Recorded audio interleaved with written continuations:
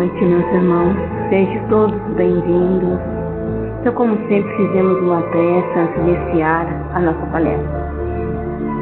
Amado Jesus, neste momento nós te rogamos o teu amparo, a tua ajuda, nesses instantes onde receberemos todo o ensino do teu Evangelho, para que possamos nos consolar, nos acalmar, nos serenar, para sairmos daqui mais fortalecidos, Jesus.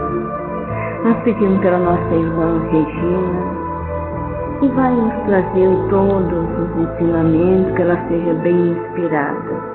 Amado Jesus, nos dê as condições de entendimento, de clareza, nos abençoando e assim iniciando a atividade desta noite. Que assim seja. Boa noite a todos, mais uma vez bem-vindos. E hoje, como o nosso assunto é Evangelho no Lar. Nós vamos iniciar assim que a nossa telinha começar a funcionar. Muitos de vocês, eu acredito que já realizem o Evangelho no Lar, mas hoje algumas observações nós vamos ter. O que é o Evangelho no Lar? É uma reunião familiar de estudo e reflexão sobre os ensinamentos de Jesus à luz da doutrina espírita. É um encontro familiar onde nós vamos conversar, dialogar sobre o Evangelho, sobre aquele tema que nós estamos lendo. Então é uma reunião muito leve e muito importante. Mas como é que surgiu o primeiro Evangelho no Lar? Neste livro, Jesus no Lar, psicografia de Chico Xavier, pelo Neo Lúcio, Espírito Neo Lúcio, Jesus, de uma maneira muito simples, estava no lar de Simão Pedro, como ele fazia diariamente, ele visitava os seus discípulos, e deu um novo rumo à conversação que era improdutiva. Ele estava observando que aquela família, que aquelas pessoas que estavam ali, estavam falando coisas que não estariam valendo a pena. E Jesus então resolve, com forma bondosa, como sempre, questiona: Pedro, o que o pescador faz após pescar e ir até o mercado? Pedro pensou e disse: a gente leva os melhores peixes, porque aquilo que sobra ninguém quer. Ok, mas Pedro, e o oleiro? Se ele tem uma encomenda, como é que ele trabalha? Ele vai, manipula o barro e dá exatamente a forma com que ele quer. Muito bem, Pedro. E o carpinteiro, quando ele tem uma tarefa a ser feita? Ele trabalha a madeira, usa serrote, martelo, formão, porque se ele não usar essas ferramentas, ele não vai conseguir moldar aquela madeira bruta. Jesus então observa todas aquelas pessoas que estavam na casa de Pedro e diz: assim é também o lar diante do mundo. O berço doméstico é a primeira escola e o primeiro templo da alma.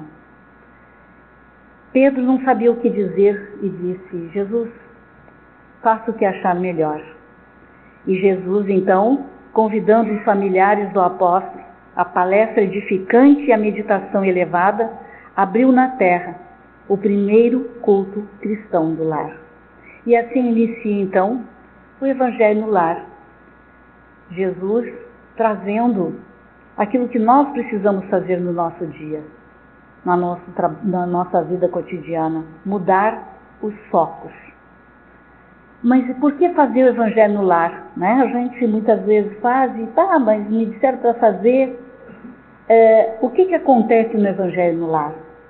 Durante o Evangelho no Lar, a espiritualidade amiga estará presente nos dando auxílio em todos os sentidos. E eu trago para que a gente possa refletir e ver a importância do Evangelho no Lar uma imagem que eu achei muito interessante. É uma equipe espiritual presente no nosso lar durante o nosso Evangelho no Lar. Então vamos dar uma olhada aqui. Aqui, se vocês observarem, nós temos uma família encarnada, ok? Mãe, pai, filhos, e nós temos toda uma equipe programada para nos ajudar, nos inspirar. Nós temos aqui o mentor, que vai ajudar, inspirar aquele que vai abrir a lição do Evangelho. Temos uma equipe de espíritos protetores que já existem no nosso lar todo momento que nós realizamos uma prece. Temos também os trabalhadores espirituais. Esses trabalhadores, eles fazem um processo de sustentação. O que é isso? Eles protegem do grupo familiar esses espíritos que são perturbados, mas que são trazidos para receber esclarecimento exatamente daquela lição que aquele elemento da nossa família foi escolhido para abrir aquela lição. Então, eles são trazidos, são apoiados, e o nosso lar também vai ser intensamente protegido. Nós temos aquele que vai inspirar, aquele espírito desencarnado que vai inspirar a lição, a explicação. A maioria das vezes, aquele que abre e fala, né, comenta, mas sempre tem alguém na família que está presente, que também diz a sua opinião, diz o que está percebendo. Nós temos também espíritos desencarnados, espíritos superiores, magnetizando a nossa água com tudo que nós precisamos.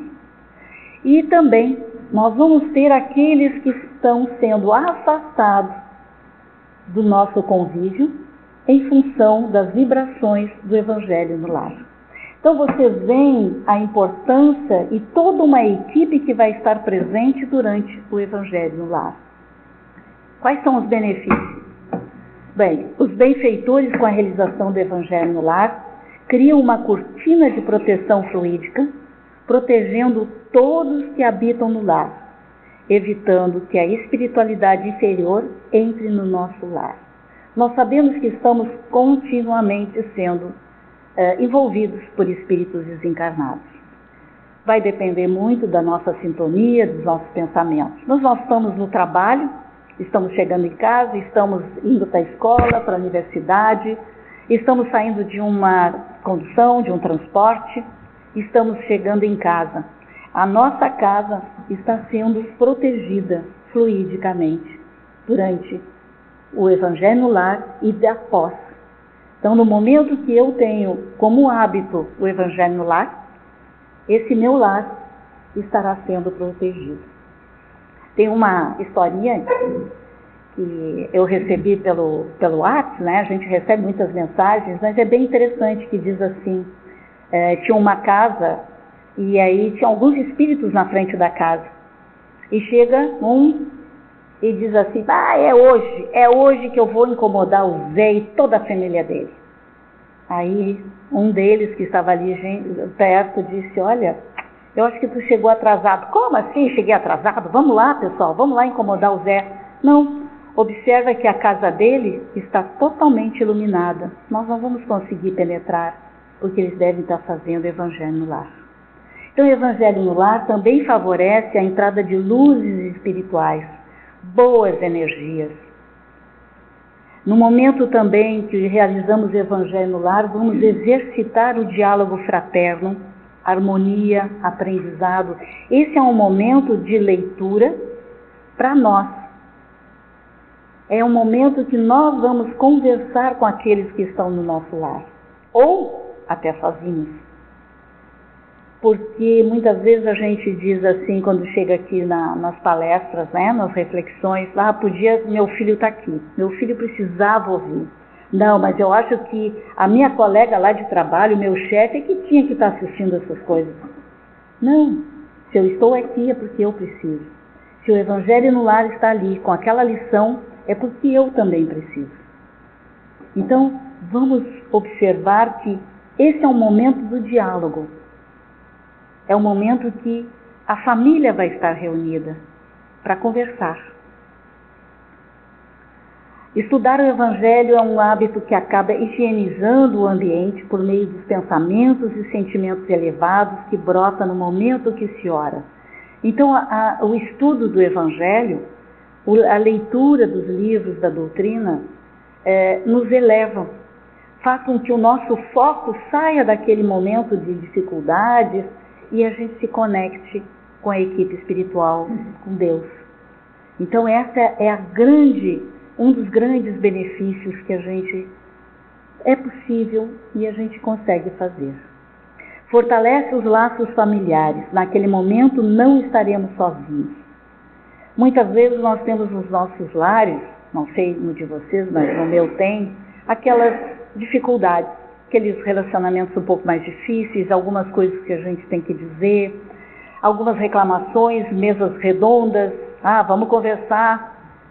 Nesse momento nós vamos estar sendo inspirados. Vamos estar sendo inspirados na forma de colocar as coisas, na forma que eu vou dizer. Eu vou estar sendo intuído de como levar aquele assunto de uma maneira que me traga do lar algo proveitoso. Muitas vezes a gente não consegue, né? Muitas vezes as coisas saem e a gente para e diz, puxa, não podia ter sido assim.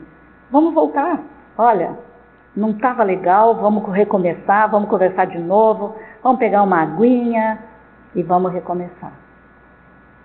Facilita no lar e fora dele o amparo necessário diante das dificuldades materiais e espirituais, mantendo princípios de vigilância e de oração.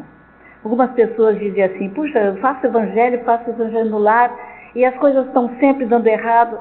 Ótimo, que bom que eu percebo que as coisas não estão legais, porque é dessa forma que eu vou começar a mudar. Eu vou começar a mudar, não o outro. É dessa forma que eu vou entender o meu próximo, do jeito que ele está do jeito que ele é. Com o Evangelho no lar, também são beneficiados os encarnados e os desencarnados.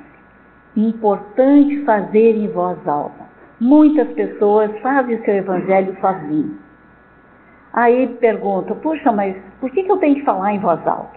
Eu estou sozinho na minha casa, vão achar que eu estou maluco. Por quê?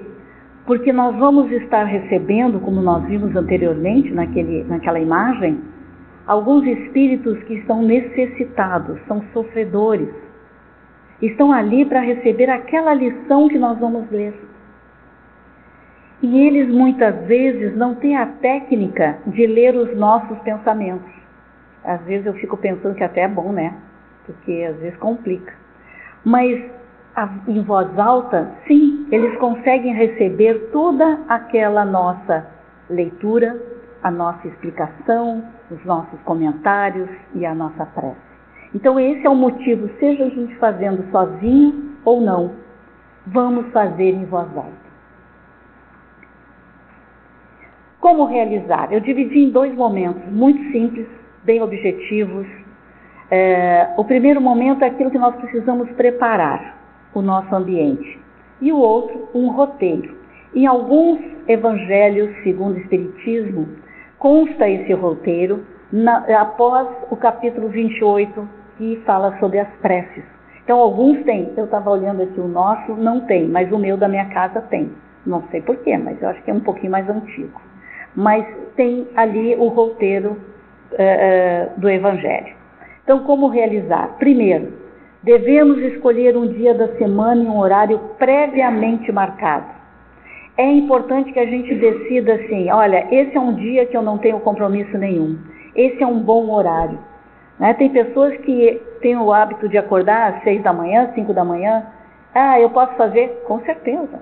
Combina com a equipe espiritual, com o teu mentor, com o teu protetor, que a partir daquele dia, uma vez por semana, naquele horário tu vais fazer o evangelho. Mas por que definir o horário? Nós vimos que a equipe espiritual terá um compromisso, estará presente no nosso lar naquele dia e naquele horário. Então toda aquela equipe que vocês viram naquele painel estarão conosco. Então esse é o nosso compromisso também. Também são atraídos para o convívio doméstico espíritos superiores que orientam e amparam, estimulam e protegem a todos nós. E não só os nossos familiares, mas a todos aqueles que nós estamos sintonizando. No momento também do Evangelho, poderá utilizar uma música suave de meditação ou relaxante, porque auxilia a harmonização do nosso ambiente. Vocês observaram que quando vocês chegaram aqui, nós tínhamos uma música de ambiente, né? E quando nós vamos para as preces e radiações também, porque é uma maneira da gente sintonizar melhor, é uma forma da gente se harmonizar. Pode ser uma música até aquela que bate no nosso coração. Puxa, isso me traz lembranças maravilhosas. Vamos colocar, porque isso vai nos ajudar no nosso Evangelho no lar, ou no momento das nossas preces também. Convidar quem está no nosso lar. Caso não queira participar, vamos respeitar. Muitas vezes, dentro do nosso lar, algumas pessoas não querem participar daquele Evangelho. Sem problema nenhum. Vamos respeitar, porque cada um de nós tem o seu tempo, tem o seu momento. Dizem que a gente começa esse trabalho de conhecer a doutrina espírita pelo amor ou pela dor. Então, em algum momento, a equipe espiritual vai estar envolvendo também aqueles que não estão participando no nosso Evangelho. Então, vamos convidar sempre. Ah, não quero, hoje não. Tá bom, não tem problema. Próximo Evangelho, olha, hoje é o dia. Vamos convidar sempre. Água para fluidificar. Colocar uma garrafa ou copos com água para cada pessoa no nosso lar para fluidificar. Assim como vocês trouxeram as águas aqui na nossa casa, né? Está ali na mesa para fluidificar, nós vamos fazer no nosso lar também no dia do Evangelho. Nós podemos botar uma jarra para toda a família, né, e pedir a fluidificação. Podemos colocar um copinho para cada um, podemos botar uma garrafinha com o nome de cada um. Isso vai depender de cada grupo familiar. Aí já me perguntaram, sim, mas e se a água termina, eu já tomei toda antes do Evangelho? Sem problema. Vou completar a minha garrafa com a água e vou fazer a minha prece, pedindo a fluidificação daquela água para tudo que eu preciso, tanto para o meu lado espiritual como físico. No momento do Evangelho, então, a água recebe energias da espiritualidade superior que está presente, adquire propriedades especiais que vão beneficiar aquelas pessoas que vão tomar a água. Então, eles já estão sendo beneficiadas, aquelas águas, no momento da nossa prece. Também tem um caráter de cura, vai auxiliar nos problemas físicos e emocionais.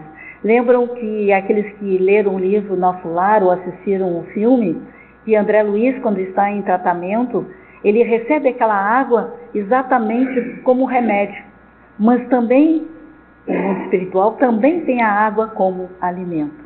Então ela vai nos ajudar nas nossas angústias, nas nossas tristezas, nas nossas dúvidas, e vai purificar cada um de nós.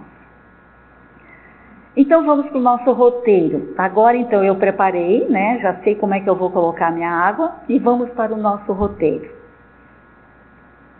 Prece. A prece inicial simples e feita com o coração. É uma prece que não precisa ser maravilhosa, incrível, não, é aquilo que sai do nosso coração. Leitura do Evangelho segundo o Espiritismo. Podemos fazer a leitura em sequência, começando lá no primeiro capítulo, ou podemos abrir aleatoriamente. Né? Não existe uma forma única de ser feito. Isso vai ser da maneira que cada um de vocês quiser fazer ou que já realizam. Comentários sobre o conteúdo buscando entender o que foi lido. Não é uma aula, não é uma explanação, e sim um comentário do que eu entendi. E muitas vezes cada um de nós, do grupo familiar, tem a sua forma de entender. Está errado? Não. É a forma que cada um de nós tem de refletir sobre o assunto. Depois tem a preces e irradiações. Pode ser em benefício de cada uma das pessoas que estão no nosso lar. Podemos fazer as irradiações pedindo ajuda para a equipe espiritual superior, pelos vizinhos, pelos nossos familiares, em benefício de algum espírito desencarnado, pela nossa comunidade, pelo nosso prédio, pelo mundo. Isso também é uma característica de cada família. Tem algumas famílias, inclusive, que tem uma listinha. Fulano, a Maria, o José, meu irmão, meu pai, a vizinha que pediu as preces. Então, vamos fazer uma relaçãozinha, isso funciona muito bem. E na hora da nossa prece, vamos pedir por essas pessoas. Prece de encerramento, simples, agradecendo aquele momento precioso do Evangelho no Lar. Chico Xavier diz assim: nenhuma prece feita com sinceridade fica sem resposta. Às vezes, a solução não depende apenas do esforço dos benfeitores espirituais, exige mudança de atitude do próprio indivíduo. Não sei se já aconteceu com vocês, aqueles que fazem o Evangelho, mas comigo aconteceu muitas e muitas vezes que eu abri o Evangelho, paciência, lia, fechava. Semana seguinte, paciência, não, tem alguma coisa errada nesse livro. Eu acho que ele já está com o dedo marcado. Comprei um novo Evangelho. Paciência. O que quer nos dizer isso? Eu não aprendi ainda a ter paciência. Porque na primeira situação eu explodia. Na primeira situação eu não puxava o meu freio de mão. Até que atualmente já está um pouquinho melhor, eu não está caindo tanto a paciência. E é isso que nos pede. Né? Nós vamos pedir para conseguir um emprego, mas eu não vou atrás, eu não mando currículo, eu não crio algumas coisas. Eu quero que a minha saúde seja maravilhosa, mas eu como tudo que está errado. Os benfeitores estão nos ajudando, mas nós precisamos fazer a nossa parte. Beber água fluidificada, então, vamos finalizando então o Evangelho no Lar. E algumas recomendações. Primeira, evitar conversas antes e depois sobre tragédias, questões religiosas. Então, vamos evitar de ligar a televisão, vamos desligar o celular, vamos deixar no silencioso, né? Vamos, nesse momento, é uma dedicação para nós mesmos, para a nossa família, para o nosso lar. Vamos procurar marcar o nosso horário e 15 minutos antes vamos começar o preparativo. Vamos organizar a nossa água, vamos desligar a televisão, vamos pegar o nosso Evangelho,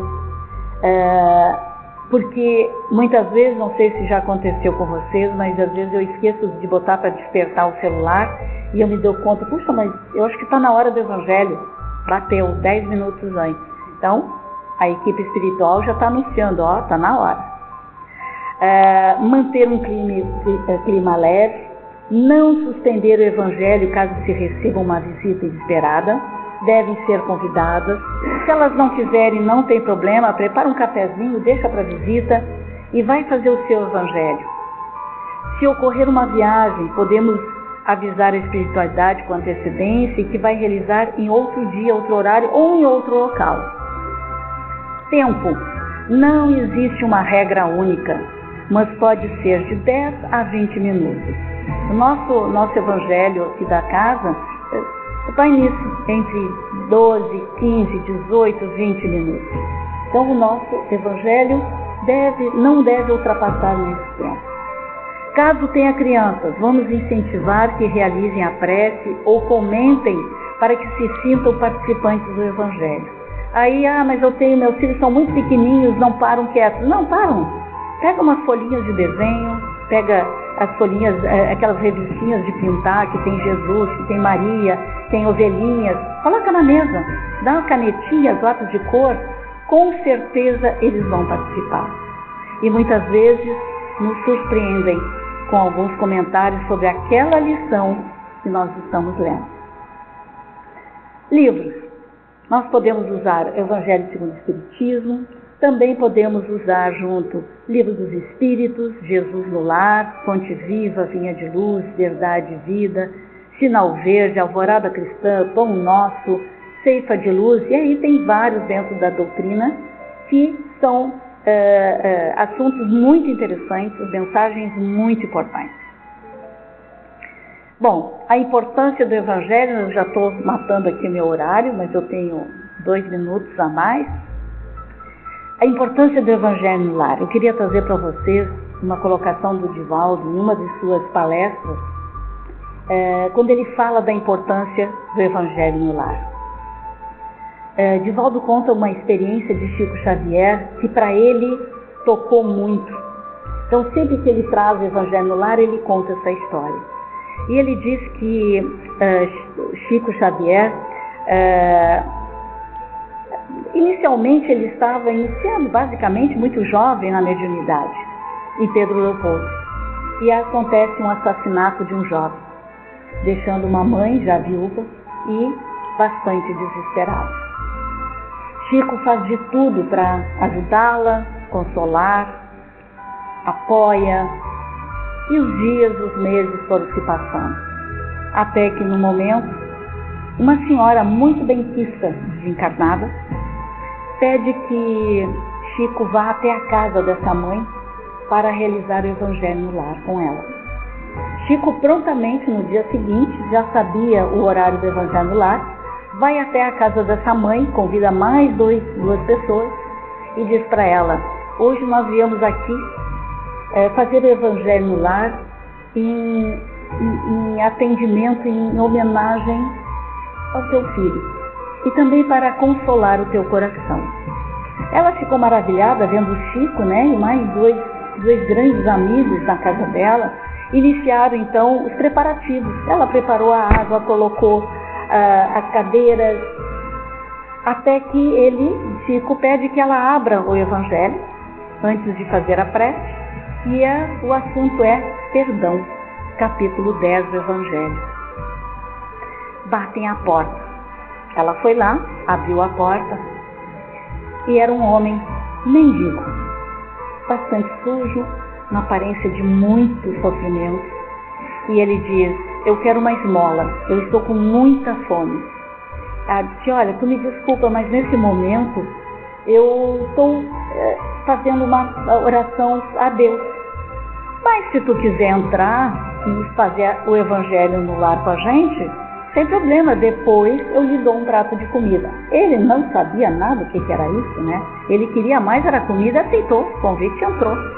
Ela foi lá, preparou mais um copo de água, botou uma cadeira, e então Chico faz a leitura da passagem sobre o perdão.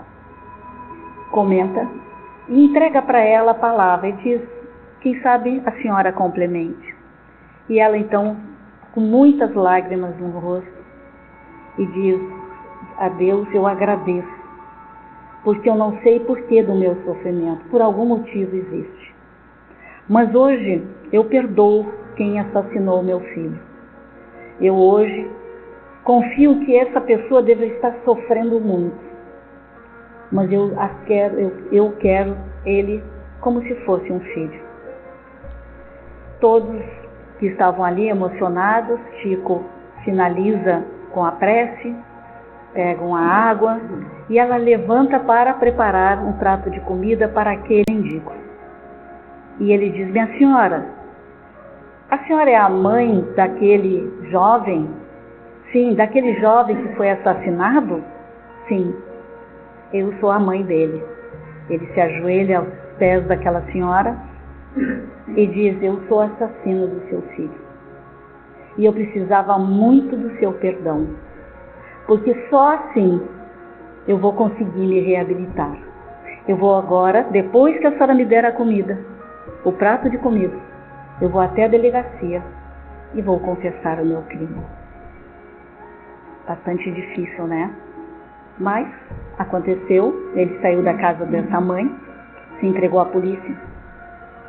E Chico, 2 dias depois, recebe uma visita de um espírito jovem e ele diz: Chico, muito obrigado por ter ido fazer o Evangelho no lar na casa da minha mãe, porque fui eu que levei aquele assassino até lá, porque para que ele pudesse se reabilitar, ele precisaria receber o perdão de coração da minha mãe.